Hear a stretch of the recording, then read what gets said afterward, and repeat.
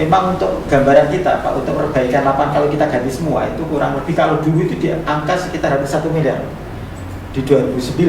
Ganti rumput. Iya, kalau ganti rumput. Karena memang Tapi kemarin 6 miliar sintetis.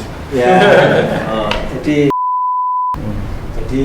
saya kira dengan semakin suratnya ini semakin cepat turun gitu ya, nanti sebagai alas kita untuk bergandeng di Dewan terkait dengan pengusulan anggaran. Ini nanti di bulan-bulan April kan sudah mulai membaca di 2023, Mas Lulu. Jadi betul Pak, saya disampaikan oleh Ketua KONI memang harus segera disurat sebagai alas kita untuk pembahasan anggaran. Surat wasiatnya lah Pak. Oh, kadang itu gitu Pak, di Dewan tuh gini, di suratin kan gitu, suratnya kan gitu.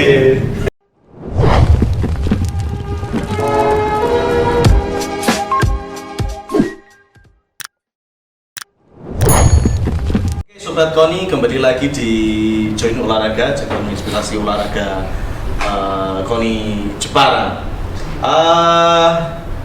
Mungkin para Sobat KONI bertanya-tanya. Jadi dari tadi disampaikan Jepara akan menjadi tuan rumah Porprov Jateng tahun 2023 dan ada 14 cabang olahraga. Cabang olahraga apa saja sih yang akan dipertandingkan di Jepara?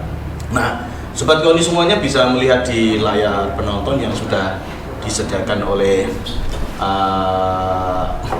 admin.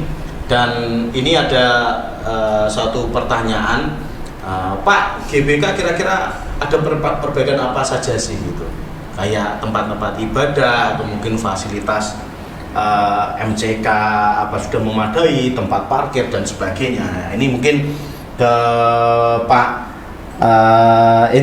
Pak Indro bisa menjawab atau Pak Kepala Dinas.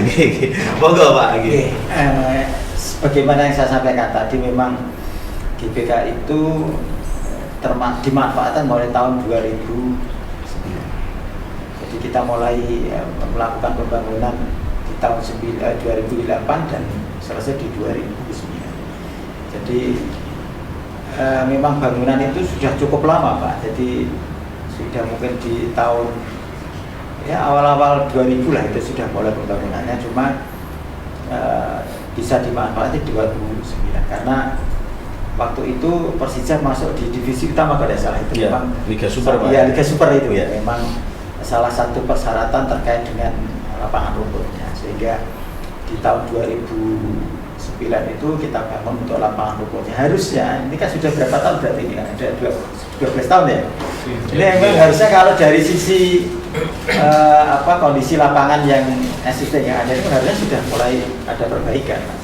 Tapi memang selama ini sejak tahun 2009 sampai sekarang yang untuk khusus yang lapangannya, area lapangan rumput khususnya memang belum pernah kita lakukan perbaikan.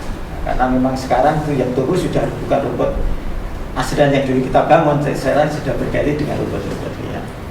Kembali lagi memang ya itu lagi masalah dana. Tapi memang untuk gambaran kita Pak, untuk perbaikan lapangan kalau kita ganti semua itu kurang lebih, kalau dulu itu di angka sekitar hampir 1 miliar di 2009.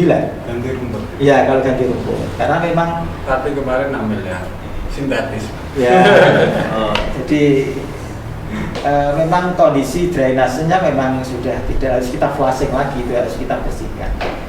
Selain lapangan memang kondisi sarana yang lain termasuk di tribun, kemudian di ruang-ruang ganti pemain dan memang kondisinya memang ada kerusakan memang. Dan ini kita ada teralokasi paling 200 ya Pak. Program pemain sudah tahun kemarin Pak. Program pemain sudah kita tahun kemarin. Apapun tetap akan kita perbaiki lah. Kalau memang sifatnya hanya memperoleh, memperbaiki, tidak membangun baru, saya kira insya Allah nanti kita siap lah untuk menjamu tamu di Porprov. Jadi saya kira tidak diperlukan biaya yang cukup besar. Cuma ada yang sedikit krusial itu terkait kondisi atap. Jadi memang atap itu kan atap space frame Pak, jadi tanpa tiang. Ini memang saya minta kepada Pak Indro untuk coba dikaji dari sisi safety keamanannya juga, karena sudah berumur kurang lebih 10 tahun, coba nanti dicek dari kekuatannya, jangan sampai apa itu kan sambungan-sambungan dari batang-batang pipa galvanis itu Pak, khawatir kita nanti ada yang kendor atau nanti jatuh itu kan sangat membahayakan. Dan itu pernah kita lakukan pengecekan mungkin 5 tahun yang lalu, itu kondisinya sih masih baik karena dia galvanis tidak berkarat. Jadi kelihatannya itu kan sekarang jadi putih-putih, itu garam itu Pak. Tapi sampai saat ini masih baik, tidak bisa korosif memakan besi-besi. Tapi kembali lagi memang harus safety kita itu nomor 1 Pak, jangan sampai bangunan itu nanti kondisi yang sudah cukup berumur kita tidak lakukan pemeriksaan sehingga nanti akan sangat membahayakan bagi penonton. Jadi itu Pak, terkait dengan GBK insya Allah nanti kita upayakan karena selain Pak Indro ini kan sifatnya proyek gitu, jadi memang yang harus ditangani dengan kegiatan yang angkanya cukup besar. Kalau sifatnya perawatan di situ ada UPT, jadi unit pelaksana teknis yang ada di kami UPT Sarpas itu memang melakukan perawatan. Jadi yang sifatnya kecil-kecil kami minta untuk dilakukan perawatan melalui UPT, yang sifatnya proyek nanti lewat bidang ciptakan. Jadi itu Pak. Oke, ini menurut pantauan tim KONI Pak ya, tim KONI dari KONI Jepara ketika menyurvei tentang venue-venue yang ada di GBK dan sekitarnya, memang Jepara sendiri ini sebenarnya mempunyai standar venue yang cukup bagus sebenarnya, seperti stadion GBK, kemudian kolam renang, kemudian sirkuit BMX, kemudian gor sepak takraw-nya. Ini memang sudah sangat memenuhi standar nasional ya, karena ini memang sering dipakai untuk event-event dekat nasional gitu loh. Bahkan nanti kalau kita lihat Petan juga ini bisa dibangun dengan atapnya, dengan fasilitas yang dilengkapi, tentunya ini akan menjadi satu-satunya lapangan Petan yang mungkin pertama dan terbaik di Indonesia Pak. Nah, ini kita harapkan kan akan banyak event-event yang akan dilaksanakan di Jepara, tentunya ini akan mendatangkan para wisatawan ya Pak, wisatawan yang datang ke Jepara. Nah ini ke Pak Samsul, beberapa hal tadi sudah diuraikan oleh Pak Kadis PUPR, kemudian Pak Indro selaku Kepala Bidang Ciptaru ya Pak ya. Sebenarnya ada nggak sih Pak target dalam rangka ini menyelesaikan venue-nya ini, apakah ada target dari KONI Jawa Tengah untuk mau di survei kapan harus sudah benar-benar siap sebelum menjelang pelaksanaan Porprov? Nah, ini monggo Pak Samsul mungkin barangkali bisa menjelaskan. Baik, saya kira survei pertama itu sudah dilakukan jauh-jauh hari dulu. Saya sendiri belum jadi ketua KONI. Saya ikut Pak itu. Oke. Iya saya ikut. Nah itu jadi verifikator dari provinsi ya. Iya. Itu tadi menurut kami itu, dan sampai sekarang informasi kenapa Jepara, saya kira lapangan itu standarnya standar tidak hanya nasional, hanya mungkin sudah di masalah ini kan perlu adanya perawatan sedikit lah itu untuk kesiapan Porprov. Beda dengan tadi ya Pak, Potres ini jelas kami sekali lagi kalau melihat yang dibutuhkan 9 tapi backupnya justru yang belum pasti. Ini mohon maaf, bukan kami nggak mendukung, saya tetap mendukung semua cabang olahraga menjadi tuan rumah, tapi akan tetapi dengan dana yang terbatas, saya kira jangan sampai prioritas kita ini salah mengambil keputusan sehingga justru malah nanti mengkal-kal kami. Itu mas ini jadi kalau sampai sekarang kita masih menunggu KONI Jateng itu masih ngejar SK Pak Gub kaitannya dengan kepastian penyelenggaraan Porprov Jawa Tengah pada tahun 2023 yang akan dimulai prakualifikasinya tahun 2022 ini. Dan saya kira tidak hanya Jepara, teman-teman Sepati Raya ini sama nunggu SK Pak Gub untuk bisa menjadi modal untuk berkomunikasi dengan pemerintah daerah masing-masing. Dengan adanya SK saya kira ada kepastian kapan harus diselesaikan. Saya kira itu sama separa dengan teman-teman Pati yang lain ini menunggu SK itu untuk menjadi modal untuk berkomunikasi dengan pemerintah daerah masing-masing agar itu berapa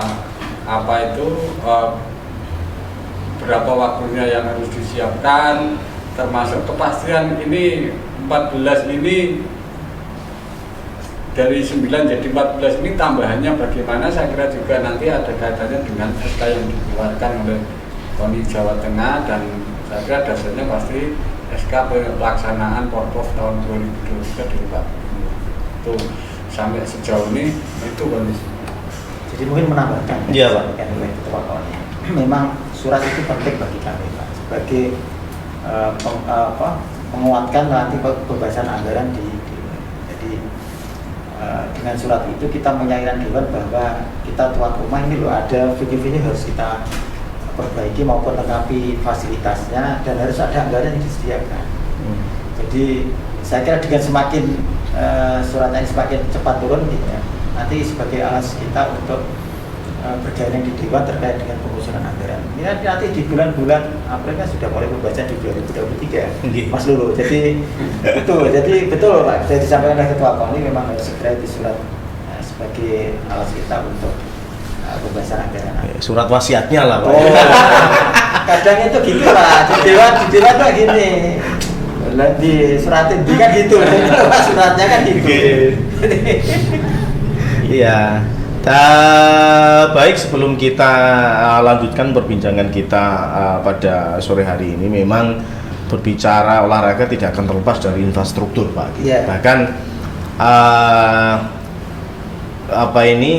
di Indonesia kita udah tahu sekali bahwa perkembangan pembangunan stadion yang bertaraf internasional hampir semua daerah membangun, ya kan? Ini ya semata-mata untuk menaikkan kewibawaan daerah, Pak. Nah, ini kita berharap juga ketika dilaksanakan Porprov nanti setidaknya ada monumen, Pak, monumen Porprov di sekitaran Stadion GBK. Karena apa? Ini memang 60 tahun, Pak.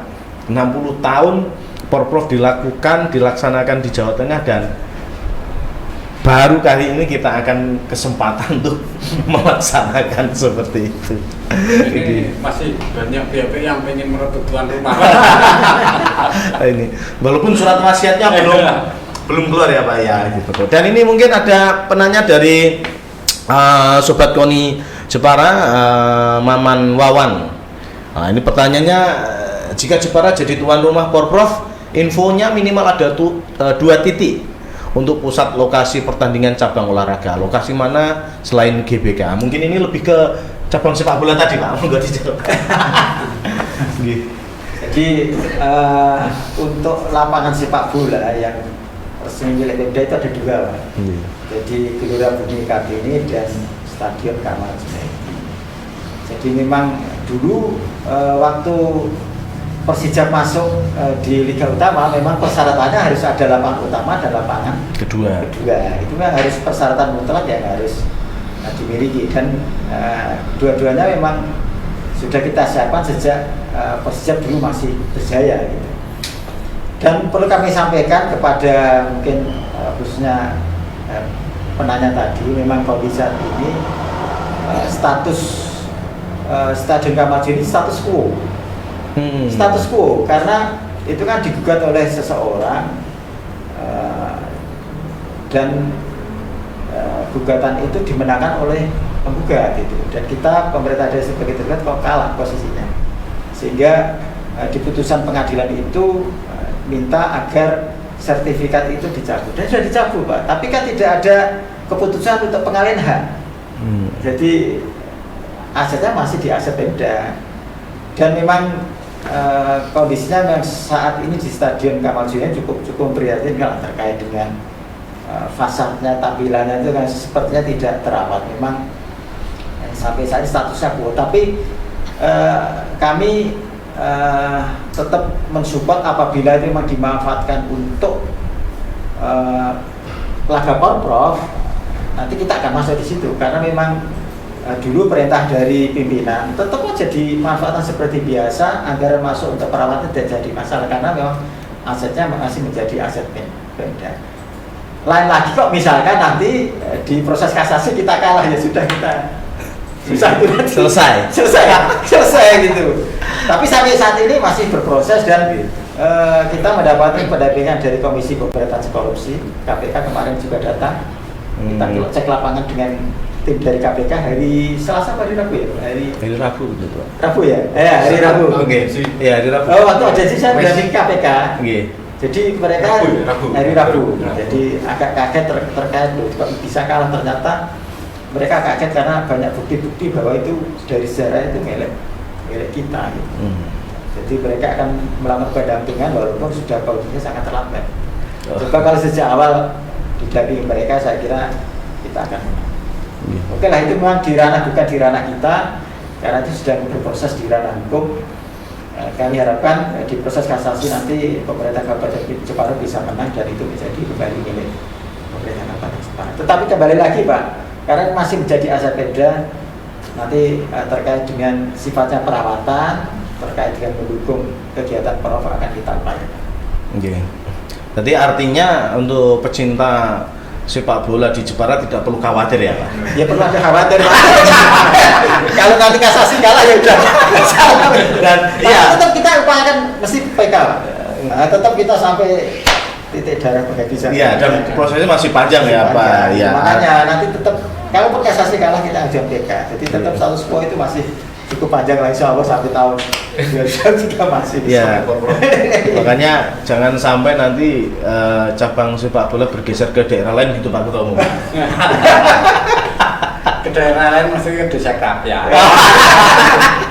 Berarti harus dibuatkan stasiun lagi, satu lagi Pak, seperti itu gitu.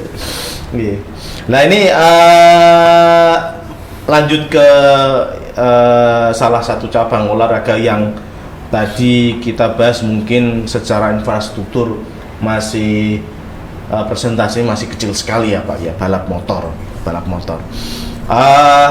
Ini setidaknya karena memang informasi yang masuk ke kami itu yang jelas Kabupaten Pati ini juga sama tidak punya sirkuit. Nggak punya sirkuit Pak. Kalaupun itu dilaksanakan, ya dilaksanakan di di sekitar Stadion Joyokusumo itu. Artinya sama yang pernah dilaksanakan FOBM Jepara ketika melaksanakan road race di Jepara, kan pernah di alun-alun, pernah di GBK gitu kan pernah. Nah ini. Nah tentunya ini mungkin barangkali biar kita juga berpikir yang cukup realistis Pak, karena dalam waktu yang 1 tahun berarti Pak ya, kurang lebih 1 tahun lah dari sekarang kan, ini kan tentunya juga harus mendapat suatu kepastian. Ini kira-kira Pak Arif Bakri menggambarkannya seperti apa Pak? Kalau saya pesimis. Ada 2 ini terkait dengan kebutuhan anggaran.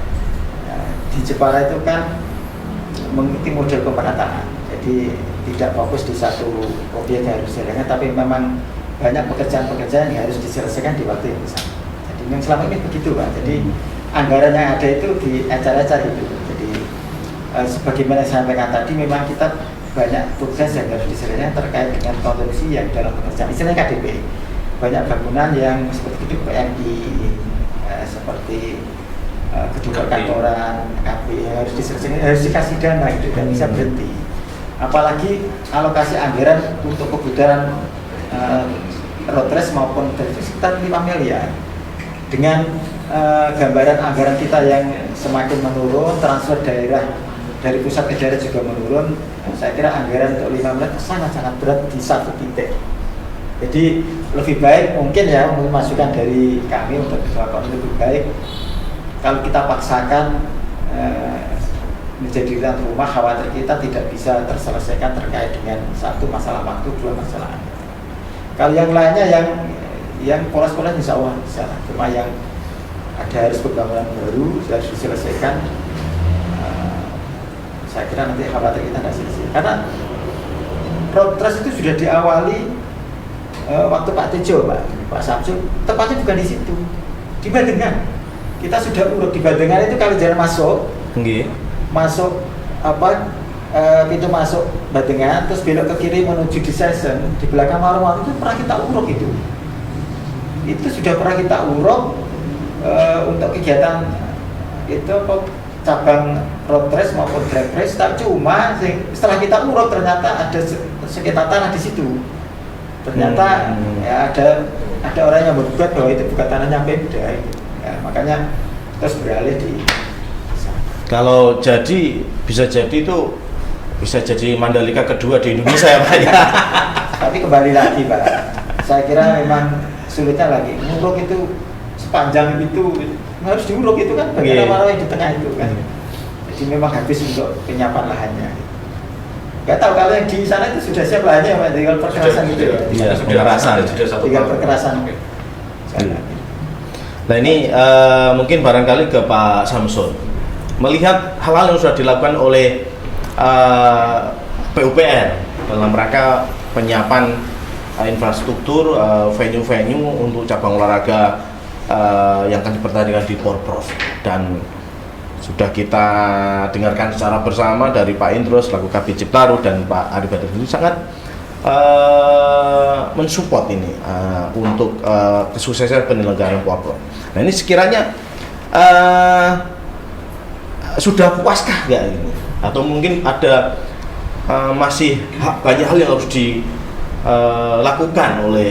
oleh pemerintah Jepara dalam rangka mensukseskan Porprov ini? Nah, ini kira-kira seperti apa Pak gitu? Jadi gini, saya kira kalau backup support dukungan saya ini selama berkoordinasi dengan beliau tidak pernah ditolak. Ini untungnya saya, termasuk sepuas itu ya beliau.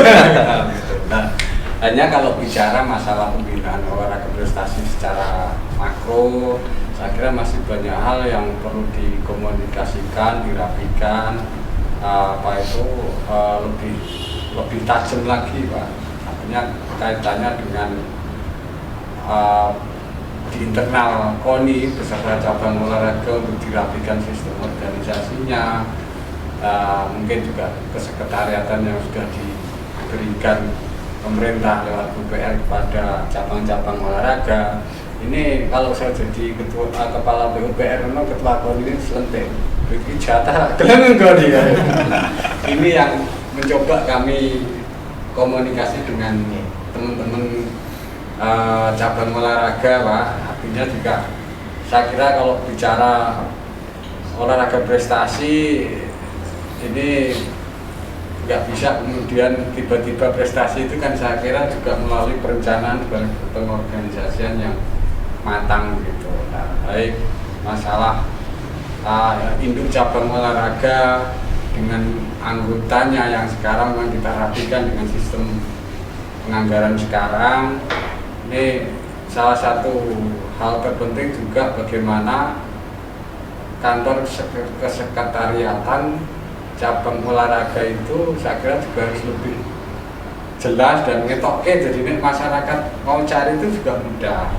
Nah, masih istilahnya mending lagi itu sudah difasilitasi sudah lama oleh PUPR. Ini yang terserang kami mulai akan merintis ke sana Pak.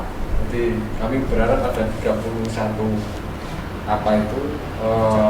kantor yang sudah diberikan PUPR terhadap KONI yang penggunanya adalah teman-teman cabang olahraga. Ini akan kami rintis karena ini juga momentum dengan sistem penganggaran KONI terhadap cabang olahraga itu juga naik.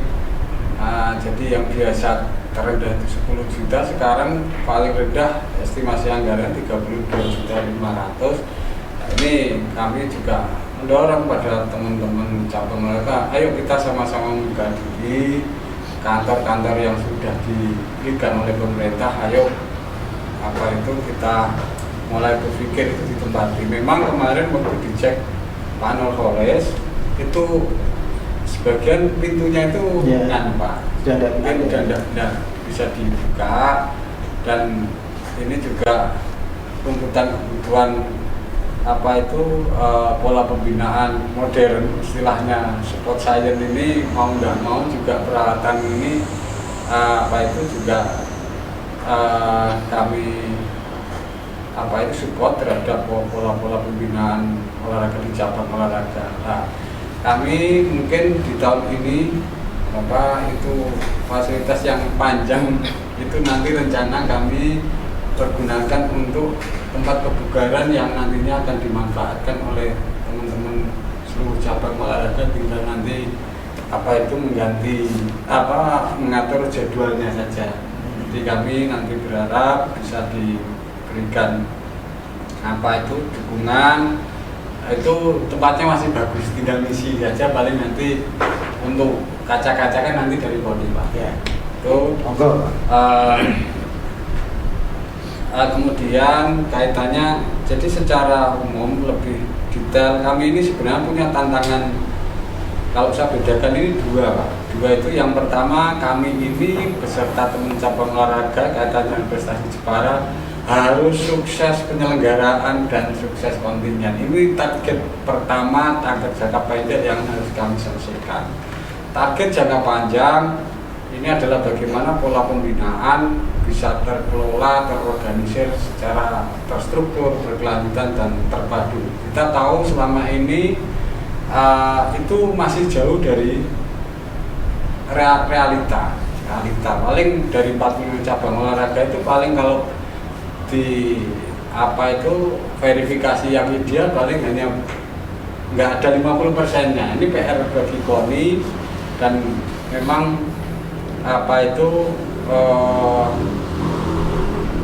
stimulus yang kita berikan ini memang basisnya basis kegiatan Pak. Jadi sekarang sudah tidak bisa lagi cabang olahraga itu seperti dulu-dulu, karena kalau kegiatan contoh pembinaan, kemudian kejuaraan kabupaten yang melibatkan anggota klubnya, dan kemudian yang terbaik dikirim ke Jumprof dan nasional, itu memang saling mengikat Pak. Nah ini dengan harapan secara organisasi, secara pola pembinaan akan terstruktur dan berkelanjutan. Nah, kembali lagi kepada hubungannya dengan PUPR, yang pertama adalah bagaimana nanti kami bisa dibantu kaitannya dengan program KONI mendorong teman-teman cabang olahraga untuk menempati kesekretariatan, agar ini memudahkan bagi masyarakat untuk bergabung atau berkoordinasi dengan induk-induk cabang olahraga yang ada di Kabupaten Jepara. Saya kira tidak hanya anggota ya, mungkin pihak-pihak terkait lah yang mendukung suksesnya olahraga prestasi itu. Nah, juga sisi yang lain Pak, ini yang sering masih menjadi debatable bagi kami dengan teman-teman cabang olahraga, dengan atlet dan pelatihnya, itu kaitan penggunaan venue yang ada di GBK. Nah, itu menurut kami itu memang perlu dipertajam kaitannya dengan koordinasi penggunaannya Pak. Ini masih, saya kira kadang-kadang teman-teman cabang olahraga itu, contoh futsal, itu dalam mempersiapkan atletnya itu masih sering kali belum sinkron dengan teknis di pelaksanaannya. Nah itu yang saya kira di samping mendekatkan teman-teman untuk menempati fasilitas, harapan kami memang venue yang ada itu nanti paling tidak ada sinkronisasi terkait penggunaan. Saya kira barang kalau itu ditempati ya pasti dirawat ini. Tidak hanya bergantung dengan perawatan pemerintah, tapi teman-teman cabang olahraga dengan menempati saya kira juga punya tanggung jawab untuk merawat itu sendiri. Itu kira-kira. Oke. Sobat KONI, saya rasa lebih dari 1 jam kita berbincang dengan Ketua Umum KONI Kabupaten Jepara, dengan Bapak Ari Bahtiar selaku Kepala Dinas PUPR, dan Pak Indro ya selaku Kabid Citarum. Nah, ini kita harapkan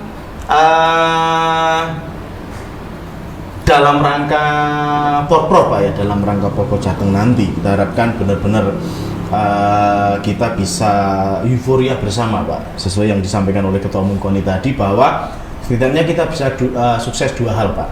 Yang pertama adalah penyelenggaraan, yang kedua adalah sukses prestasi. Karena memang kita ketahui secara bersama KONI Jepara dikasih beban yang cukup berat oleh Bapak Bupati, bisa finish di peringkat kelima Pak.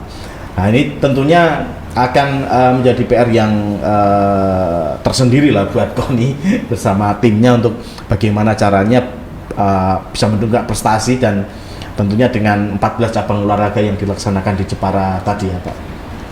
Dan selalu saya katakan bahwa pemerintah di sini benar-benar harus hadir Pak, karena tidak akan mungkin olahraga ini akan berjalan sendiri tanpa dukungan pemerintah. Dan olahraga ini kalau di dunia internasional Pak, ini memang sangat menjadi komoditi yang strategis ya untuk mengangkat nama negara gitu.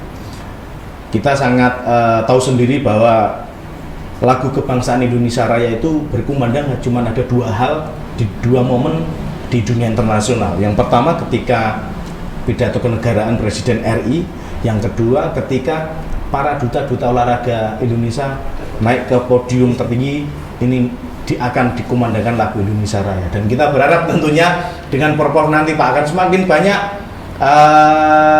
duta-duta olahraga Jepara berprestasi di kancah nasional dan internasional. Nah, ini closing statement Pak. Closing statement yang pertama mungkin dari Pak Samsul. Apa harapannya kira-kira ke depan untuk Porprov yang akan datang? Monggo. Jadi tadi sih Mas, saya mungkin berharap tidak hanya sekedar sukses Porprov penyelenggaraan, ini hubungannya dengan yang kepentingan yang lebih besar adalah prestasi olahraga di Jepara. Dan saya kira prestasi itu tidak bisa hanya ditentukan oleh KONI, dukungan dari berbagai pihak, wabil khusus ini PUPR yang mungkin menaungi kaitannya dengan venue-venue prestasi. Itu hanya kalau saya puas, selalu puas, beliau itu mudah komunikasi, mudah support. Hanya mungkin di tataran pelaksanaan ini yang saya kira perlu masih dirapikan agar apa yang menjadi tujuan itu dengan praktek di lapangan akan terrealisasi. Nah, sekali lagi kami target itu tidak hanya Porprov, tapi bagaimana pola pembinaan di Jepara ini agar betul-betul tertata, terstruktur dan berkelanjutan. Kalau itu bisa di-clearkan di periode kita, ranking 3 sampai 5 Porprov 2027, saya bilang kecil, dengan potensi dan antusiasme masyarakat Jepara. Kuncinya di situ menurut saya. Oke, siap. Karena kalau hari ini 2019 ngangkat 50 harus kita track. Tapi kan kalau kemudian 19 menjadi 50 ini celingan-celingan. Tapi yang jelas ada support dukungan dari cabang olahraga yang luar biasa. Ini suatu modal dan keyakinan adanya Puslatka, dukungan pelatih, saya kira dukungan dari dinas. Ya, kita sama-sama on the track fight untuk sukses Porprov. Okay. Tapi kalau saya ditanya keyakinan, dan kalau sekarang kalau kita clear pola pembinaan kita selesaikan sistem di periode kita 2027 3 sampai 5 itu gampang. Ini rasional saya karena kita punya modal antusiasme masyarakat, kepedulian para pejabat terkait pembinaan ini udah. Di Dewan sekarang ada 11 Pak, teman-teman Dewan, dan itu begitu jadi ketua ya banyak kontribusi terkait peningkatan. Langsung action ya Pak. Oke, terima kasih Pak Samsul atas closing statement-nya. Pak Aribatir, closing statement. Siap. Jadi secara umum dan prinsip DPUPR ini akan support terkait dengan penyelenggaraan Porprov di 2023. Mudah-mudahan kita bisa menjadi tuan rumah yang baik terkait dengan penyelenggaraan. Jadi karena ini terkait dengan kredibilitas pemerintah daerah, ini yang punya kerja ini pemerintah daerah. Saya kira dengan intervensi kita mudah-mudahan ini bisa terselenggara dengan baik. Kemudian yang kedua, ini terkait dengan pemanfaatan video yang ada untuk mendukung atlet-atlet. Mungkin selama ini betul Pak, ada semacam kekurangan komunikasi antara Pemcap dengan kita. Yang sudah berjalan di baik ini renang. Jadi memang venue-venue kan selain digunakan untuk atlet, juga untuk masyarakat umum. Sehingga ini perlu kita komunikasi terkait dengan masalah waktu, itu jangan sampai bertabrakan. Dan seperti futsal, kolam renang, juga mungkin di stadion ini perlu cobalah kita saling bersinergi agar utamanya itu mendukung prestasi atlet ini menjadi prioritas untuk penggunaan venue-venue itu. Karena kembali lagi fasilitas yang ada ini kan berbanding lurus dengan prestasi. Ya. Apabila atlet tidak kita fasilitasi nomor satu, saya kira nanti kekhawatiran kita nanti prestasi akan turun. Oke, terima kasih, mantap sekali Pak Ari. Pak Indro. Saya mungkin singkat saja Pak. Sudah disampaikan Pak Kadis, intinya kami siap mendukung Pak Prof. Mantap. Mantap. Cara yang ada. Oke, terima kasih kepada Sobat Koni. Kita akhiri join Koni pada hari ini. Ketemu lagi di join Koni setiap hari Jumat pukul 15, dan kita berharap acara ini semakin membuka informasi-informasi olahraga di Jepara seperti itu ya. Dan sekali lagi ikuti terus join Koni Jepara di IG kami di Koni Jepara, kemudian YouTube, dan join Koni Jepara channel Facebooknya, website konijepara.org.id. Dan kita akhiri dengan salam Jeporo Wani, Jeporo Iso, Jeporo 50 medali emas.